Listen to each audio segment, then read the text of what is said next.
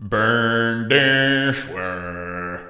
You know what I'm saying? The opening scene depicts a historical event during World War I in 1917, specifically focusing on the conflict between Germany and France. Tragically, we learn that numerous young soldiers have already lost their lives. Prior to placing the deceased German soldiers into coffins, their uniforms are removed and sent for washing. Afterwards, the uniforms are sewn onto new clothing, which will be worn by the next batch of soldiers. It has been 3 years since the war began, and we are introduced to a 17-year-old boy named Paul Baumer, who, along with his school friends Albert Kropp, Franz Müller, and Ludwig Bem, enlists their names in the Imperial German Army. It is revealed that Paul's mother has forbidden him from joining the army, but Franz convinces him to forge her signature on the approval letter. One day, the group listens to a patriotic speech by a school official, after which they receive their uniforms, unaware of the fact that they belong to the fallen soldiers from a previous battle. Oblivious to the harsh realities and cruelty of the battlefield, these young boys are motivated to go to war, only to be perceived as cool people in the eyes of the public. The next day, the boys are deployed to northern France near La Malmaison. After arrival at the base camp, a doctor blocks their path and asks that the soldiers vacate their vehicle in order to transport injured comrades to the hospital. From there, they all proceed to walk towards the battlefield. After a long walk, they reach their hiding spot, where they meet other soldiers and a vice commander named Stanislaus Kaczynski. During their first night in the trenches, Paul and Albert are assigned to keep watch. A short while later, they hear footsteps and become alert, so Paul prepares his weapon and scans the area for any signs of movement. Upon spotting something amiss, he instinctively opens fire, inadvertently revealing their location. In response, the enemy retaliates and shoots at Paul's head, but fortunately, his helmet shields him from the bullet. The next second, the enemies launch a brutal attack, forcing all the German soldiers to seek refuge inside a bunker. As the assault intensifies, Paul and his friends are forced to hide since they lack advanced weaponry to counter the enemy. The boys' idealized perception of war crumbles as they confront its grim realities. Unfortunately, due to the continuous bombarding, the bunker collapses, trapping and killing some of the soldiers under the rubble. In the morning, Paul, who is still buried under debris, is rescued by Albert and the other soldiers. Overwhelmed and traumatized, Paul takes a moment to rest. It is during this time that Stanislaus, a compassionate leader unlike the others, offers Paul a piece of bread and lets him know about the horrors of war. Shortly after, Paul is assigned to the task of retrieving identification tags from the deceased soldiers' necks. While doing so, he comes across the lifeless body of his friend Ludwig, which brings him to tears. Paul takes a moment to grieve and mourn the loss before continuing with his task. The scene then shifts to 18 months later, where we witness a meeting between a German state secretary named Matthias Erzberger and the German High Command. Erzberger, weary of the mounting losses, tries to convince the High Command to initiate armistice negotiations with the Allied powers. Back on the battlefield, Paul appears to have grown accustomed to the harsh reality of war. One day, while walking with Stanislaus, they stumble upon a small farm near the forest. Craving to eat something tasty after a long time, they plan to steal livestock from the farm. Stanislaus enters the premises while Paul keeps a watch outside. After successfully stealing a pet, they quickly run away from the scene. They then return to the base and cook the stolen food. Albert, Franz, and another soldier named Jaden join them and have a wonderful meal. Amidst this, they also joke and laugh, creating a joyful atmosphere and forgetting the bitter reality of war for some time. That farmer is pissed, though. The following morning, as the soldiers prepare their breakfast, they spot 3 women passing by. Having been deprived of female companionship for a long time, they are captivated by their presence. Franz even goes a step further and approaches the women, offering to escort them home. Later that day, the soldiers receive letters from their families. Since Stanislaus is illiterate, he asks Paul to read a letter from his wife. The letter describes how much she misses Stanislaus and her desire for them to visit their son's grave together. After hearing this, Stanislaus says that he feels like a loser, as his child had been sick for an extended period of time before passing away, but he was unable to visit his son even for a single time. Furthermore, he worries that he will be unable to reintegrate into peacetime society. According to Stanislaus, the government's promises of substantial salaries have trapped them, but in reality, the actual value of the wages is worthless, especially considering the uncertainty of survival until the war's end.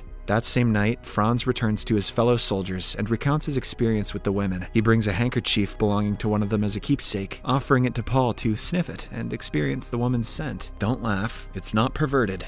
It's touching. The next day, Paul, Albert, Franz, Stanislaus, and Jaden are assigned the task of locating the dead bodies of 60 soldiers who fell during the recent attack in France near an abandoned rail track. While searching, Stanislaus detects a lingering trace of poisonous gas used by the French earlier. Suspecting that the soldiers may have sought shelter in the area, the group enters a nearby warehouse. They carefully search the area and eventually discover a room containing the lifeless bodies of all 60 soldiers. Upon witnessing the horrific sight, Stanislaus says that the soldiers must have succumbed to an excessive dose of poisonous gas, likely due to premature removal of their gas masks. On the other hand, Erzberger and some other German delegates board a train to the forest of Compiègne for ceasefire negotiations. However, a general named Friedrichs opposes the idea of armistice talks, believing that the French will seek unfair terms. He still hopes that Germany can win the war, despite lacking advanced equipment. As a result, General Friedrichs instructs his men to prepare for an attack before French reinforcements arrive. That night, Erzberger and the delegates arrive at the forest of Compiègne, while Paul's regiment is dispatched to the front lines to prepare for an assault on the French. The next morning, the German delegates, led by Erzberger, meet with their French counterparts and request a ceasefire, highlighting the significant loss of German soldiers in the conflict. The French Supreme Allied Commander presents a negotiation contract, granting the Germans 72 hours to accept the non-negotiable terms imposed by the Allies. However, until the treaty is signed, the war will continue unabated. Meanwhile, on the battlefield, the German soldiers initiate their attack, engaging in fierce, close-quarters combat to secure the French front line. Unfortunately, their progress is short-lived as they face a combined arms counterattack, with the French using Saint-Chamond tanks to overpower the German defenses. Despite their attempts to fight back against the tanks, the German soldiers' bullets have minimal effect, leaving them vulnerable as the tanks relentlessly crush their positions. In addition, the French soldiers use advanced flamethrowers to torch their enemies, and poor Albert becomes one of the victims of the flames. Paul, witnessing this horrifying sight, experiences a wave of panic but manages to continue retreating back to their trench. Once he gets there, the commander immediately orders Paul to gather as much ammunition as possible and retreat. Without time for contemplation, Paul hastily does as asked and begins to run towards safety. But unfortunately, along the way, he falls into a crater in the treacherous no man's land. Now, with the enemies approaching, he acts quickly and pretends to be dead, but to his dismay, he notices a French soldier standing behind him, poised to shoot. It appears as if Paul is going to meet his end, but just then, a German comrade arrives at the scene and shoots the French soldier, causing him to fall into the same crater. Seizing this opportunity, Paul grabs his knife and repeatedly stabs the French soldier. As Paul watches him die slowly, he becomes overwhelmed by guilt, so he begs for forgiveness from the lifeless body. While searching the French soldier's belongings, Paul discovers a photograph of the soldier's family. This only intensifies his guilt, and he begins crying like a baby. Back in the train, the German delegates go through the terms of negotiation, which seems to corner Germany. Hence, a senior official objects, stating that signing the agreement would be seen as surrender. He would rather lose the war with honor. However, Erzberger argues that the decision should not be based solely on winning or losing, but on the thousands of young German soldiers who are desperately fighting a war which is unwinnable. A few hours after sending the agreement copies to the higher government officials, Erzberger receives instructions from the field marshal to accept the Allied terms. Following this, the delegates from both countries meet for further negotiations. Erzberger assures the French delegates that their government will make every effort to fulfill France's conditions. He, along with the two other German delegates, signs an armistice agreement set to take effect at 11 a.m. the very next day. With this, the French delegates finally declare the end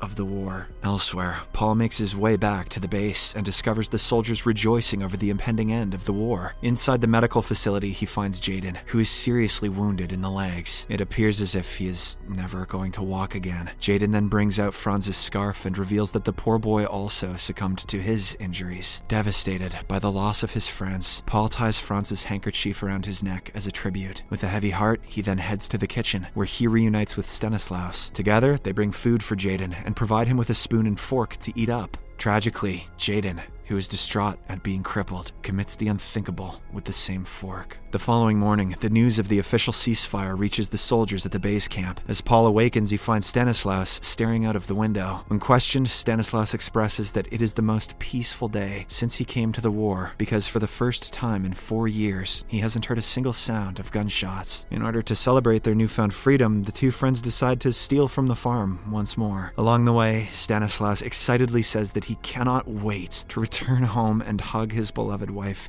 tightly. After some time walking, they finally arrive at the farm. Paul silently gets inside while Stanislaus guard. Paul comes across some duck eggs and stuffs them in his pocket, but during this, he is apprehended by a young boy who quickly summons his father. The latter realizes that he is again being robbed, so he grabs his gun and opens fire on Paul. Luckily, the two soldiers manage to escape unscathed. Once at a safe distance, they crack open the eggs and take turns eating them. As Stanislaus steps away to take a leak in the forest, the farm owner's son suddenly appears from behind, aiming his gun at them. The next second, Paul hears a gunshot, so he rushes to Stanislaus, only to find him wounded. The bullet appears to have penetrated the right part of his stomach. Horrified, Paul carries his injured comrade back to the base for medical aid, but despite his best efforts, Stanislaus tragically passes away due to excessive loss of blood. This shatters Paul, as he has now witnessed the loss of all of his friends. The war has totally broken him. Later on, all the soldiers are called to assemble in the courtyard, where General Friedrichs delivers news that they will soon be returning home, back to their families. However,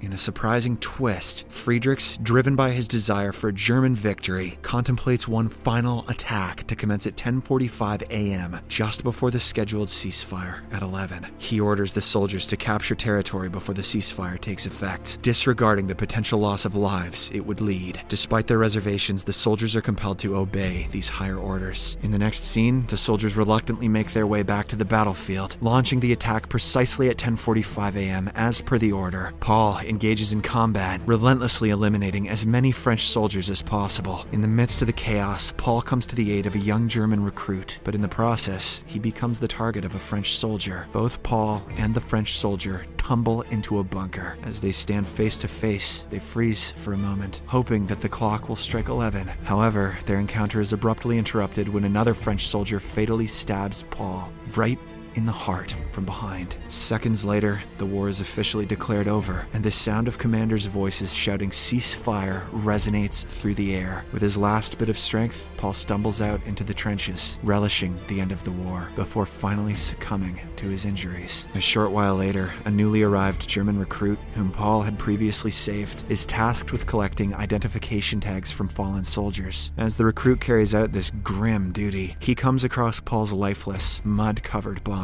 In a gesture of respect, he picks up Franz's scarf from him and wraps it around his own neck. However, the recruit chooses not to take Paul's ID tag, resulting in his death going unrecorded. This means that the brave Paul will forever remain unknown in official records. Subscribe for more videos like this, turn on notifications, and leave a like to help the channel out. Thank you for